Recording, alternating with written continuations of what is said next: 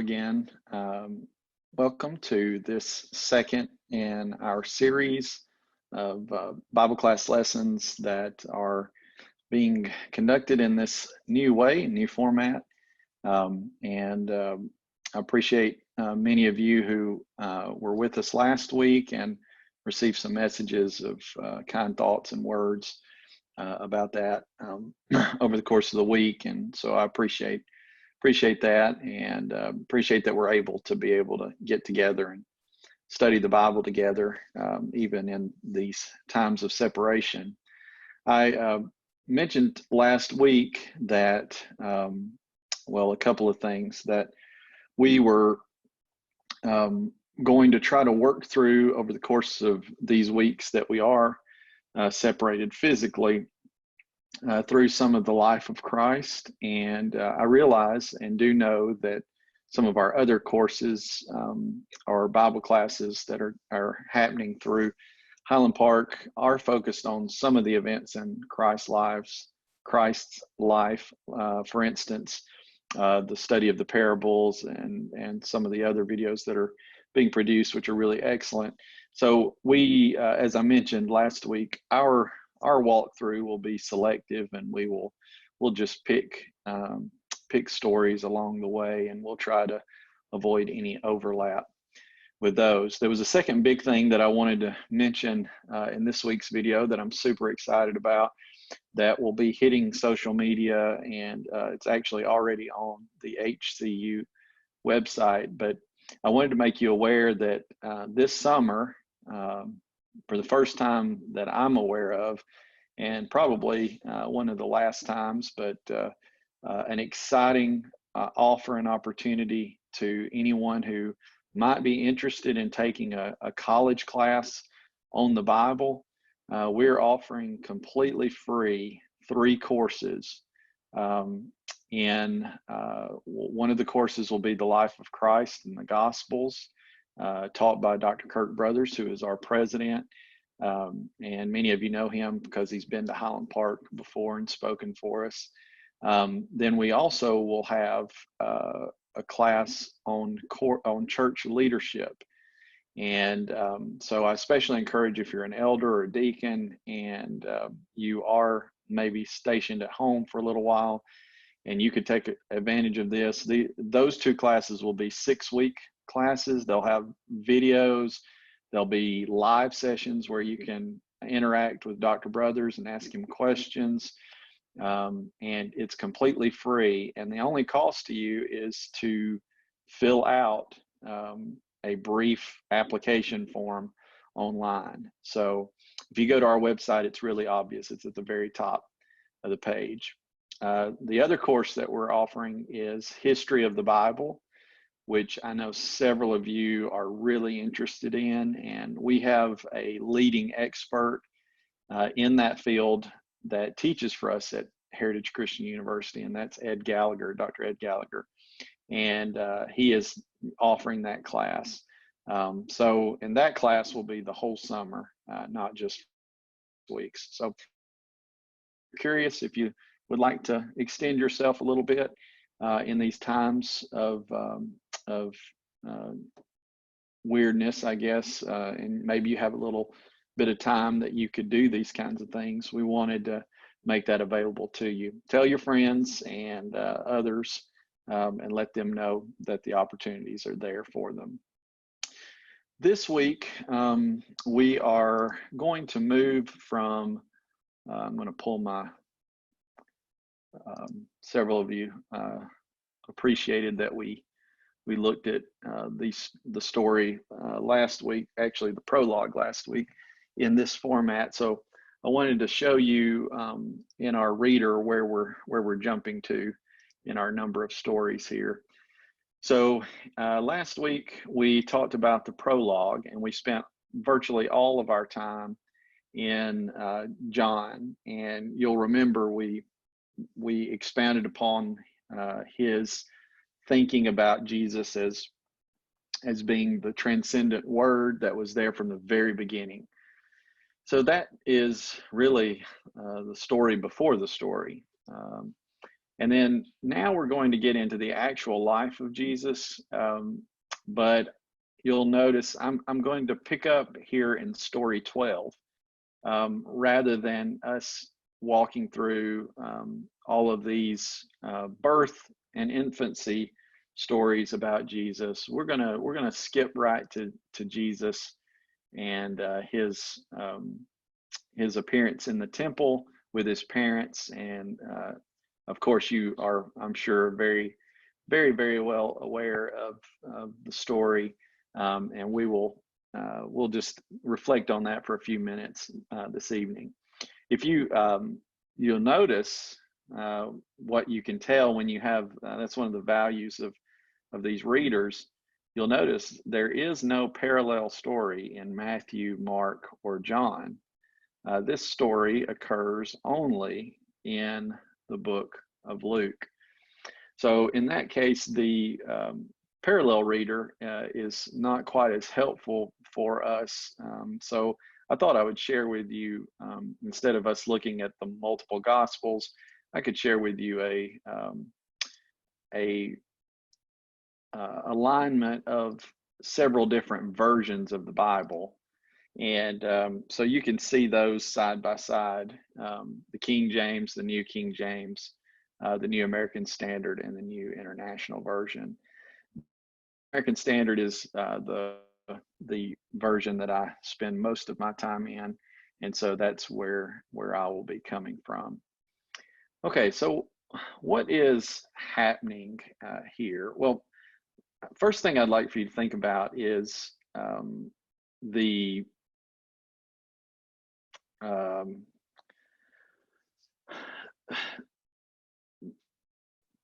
specialness of Jesus to Mary and to Joseph.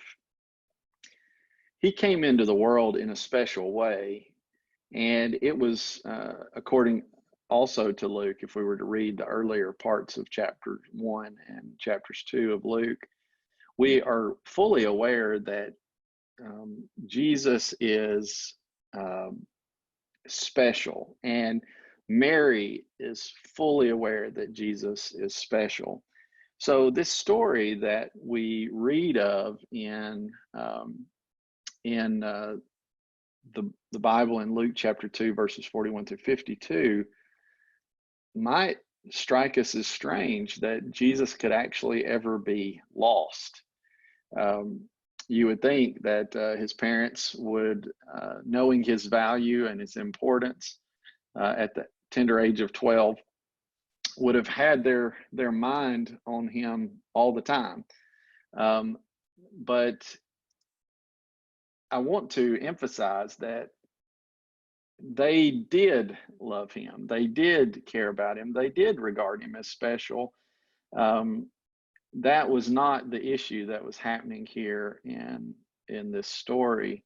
The childhood of Jesus was normal in so many ways.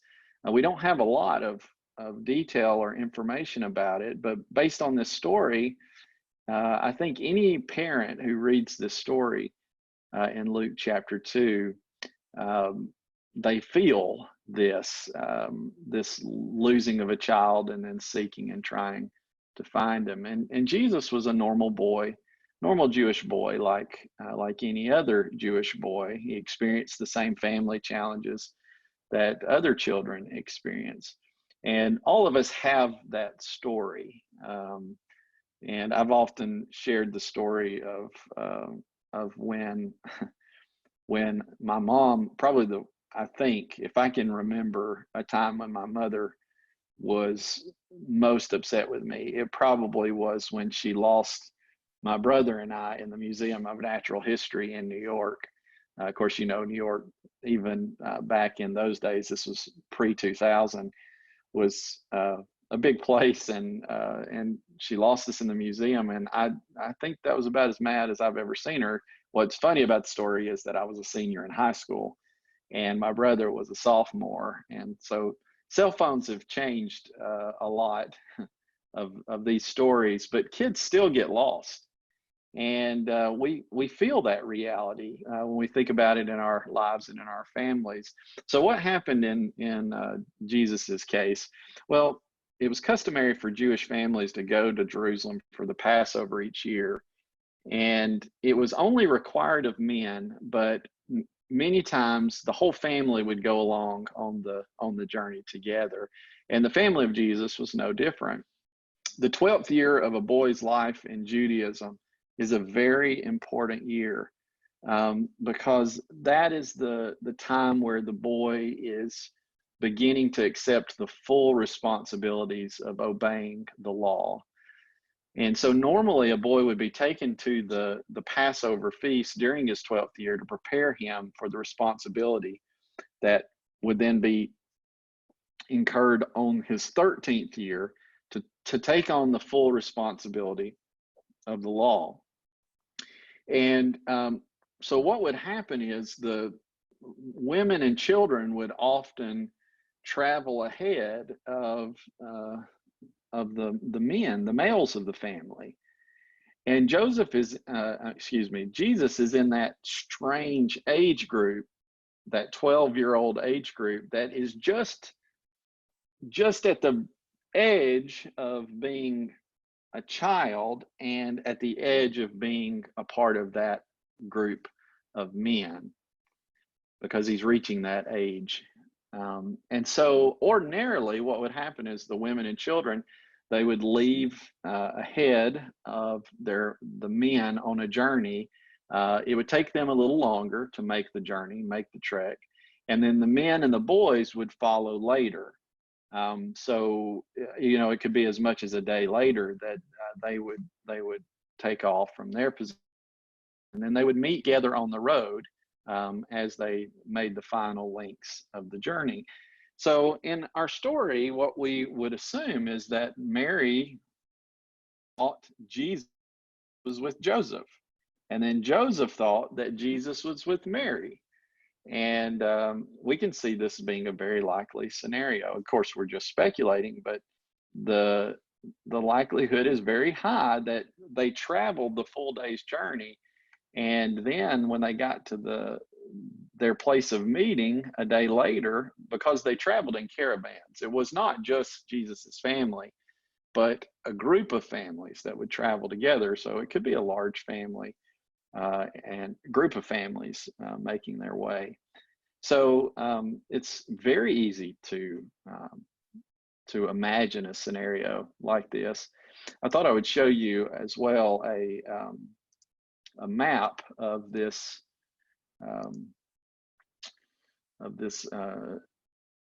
journey here. I don't know how well that shows up on the screen. Maybe if I play it here, maybe you can see that now. Maybe that's a little bit bigger, but you can see the journey that they took from Nazareth to Jerusalem, and then the journey back. You can see, and this map predicts, the text doesn't tell us, but that the full day's journey was where they met up in this city called Lebanon. And then they traveled back to Jerusalem. But you can see it's quite a journey from Nazareth to Jerusalem and back. So I thought some of you might find that to actually see it to be helpful. And so at any rate, during that journey,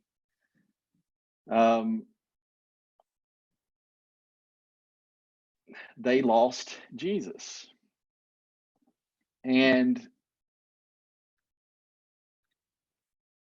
that anxious feeling of having lost a child is a very real thing.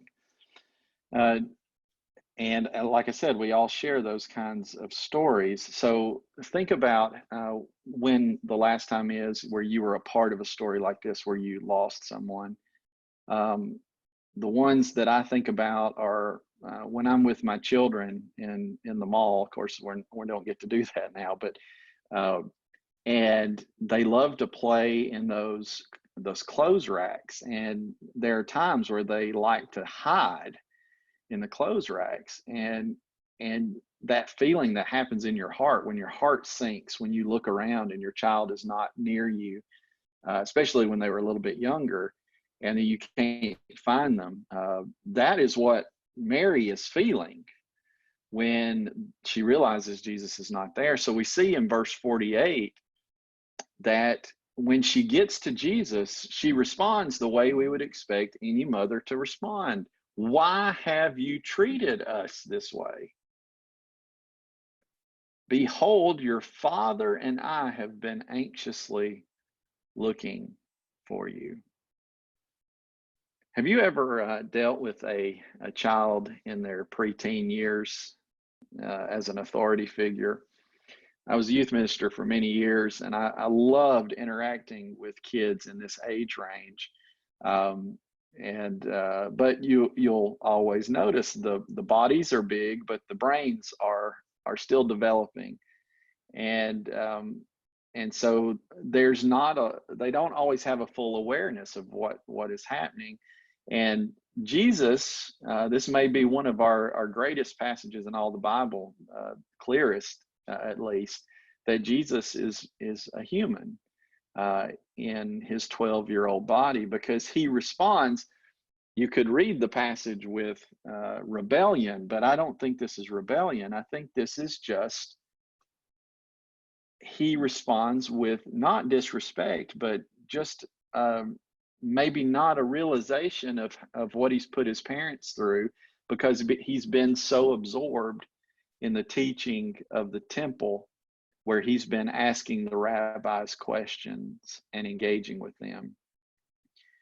And so we get the first recorded words of Jesus in verse 49, when he says to them, to his mother and his father. Now I want you to pay attention. Her statement to him is, your father and I have been anxiously looking for you. And look at his response.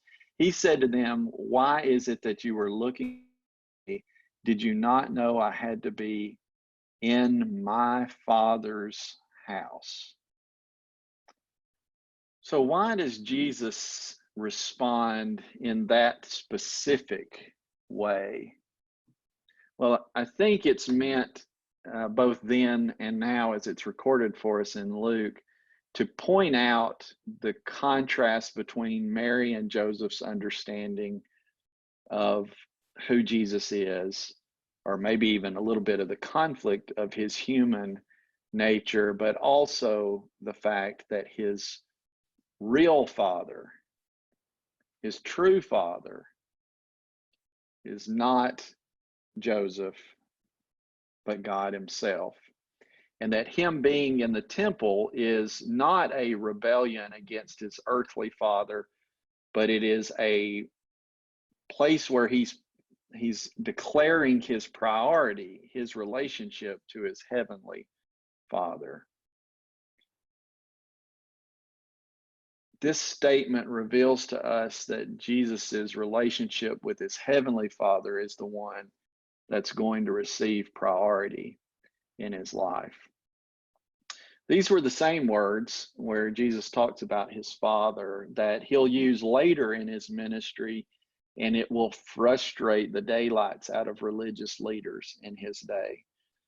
They suggest that Jesus has a very special relationship with God, a unique relationship with God, that is different from and that exceeds most of our relationship with God. Where we can speak of God as our Father in a spiritual sense, Jesus could speak of it in a little bit different way. And as the adult life of Jesus unfolds, that's obviously his priority, his relationship with his heavenly Father. But it doesn't start when he's an adult. It starts with him as a child. The life of Jesus teaches us that every relationship in life is important, but the most important relationship is the relationship with God. And if you are a parent right now and you still have a child in your home, I know you're concerned, just as I am, with how do we teach our children early in their lives to put God first, to make Him a priority. To if our children do get lost, are they lost because they are lost in a relationship with God rather than being lost in other activities and other things? There was a survey recently released. It's the latest one that's out there that I have seen. It showed that 66% of those who it's a survey of young people who, after they turned 18, they left the church for at least a year. And the reasons why they cited were interesting. But number one was just that they moved and they stopped attending. And so that convicts me in my heart as I try to think about, how I engage my children in their love for God, because I don't want it to leave their hearts when they leave my house. And I want that to be special and important. And it's the same way for us as adults as well. We should look at this story of Jesus and see how he declared his allegiance to his Father, and see how that might challenge us or be an example to us that we should also ourselves declare that priority in our own lives. We can fill our lives with so many good things, but then even though those are good things, they could still crowd out the most important thing, and that's our relationship with our Father. So I hope these words have been interesting to you. I've been trying to keep our sessions right around the 20-minute mark. We're up to about 22 minutes. And so if you do have any questions or comments or curiosities, you guys know how to reach me, and just let me know, and we'll keep trying this each week. Thank you.